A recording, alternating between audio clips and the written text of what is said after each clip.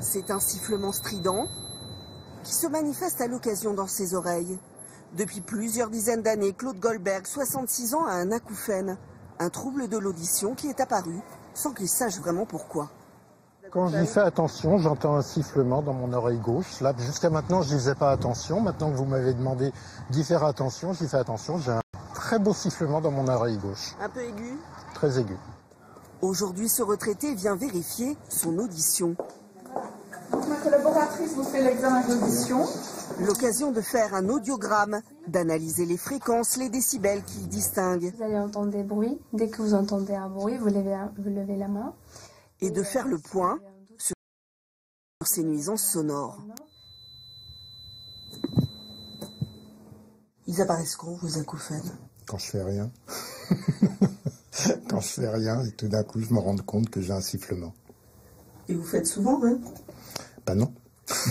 C'est peut-être ça le secret. Des sifflements, des bruits de vent, des bourdonnements qui deviennent pour certaines personnes particulièrement envahissants. Il y a 5 ans, nous avions rencontré Jean-Paul Bouix qui souffrait d'acouphènes suite à différents traumatismes. Ici, c'est un son un peu comme une cigale, mais sur un bruit continu. Et sur l'autre, c'est un son un petit peu plus grave. Il venait d'être équipé de prothèses auditives qui diffusaient un bruit destiné à masquer ses acouphènes. Il avait choisi le murmure des vagues. 5 ans plus tard, son quotidien a bien changé grâce à ses prothèses. Moi, ça m'a sauvé. Pratiquement. Comme ça? Oui. Pourquoi? Parce que j'étais, comme le sont beaucoup de gens qui souffrent d'acouphènes aujourd'hui, c'est limite dépression. Hein, il faut le savoir, ça. J'ai retrouvé l'appétit de sortir au restaurant, d'être avec des amis, de me retrouver en société. Oui, bien sûr, j'ai retrouvé cette joie de vivre. Après s'être appareillé, ce retraité s'est remis à écouter de la musique, à sortir, à faire du sport.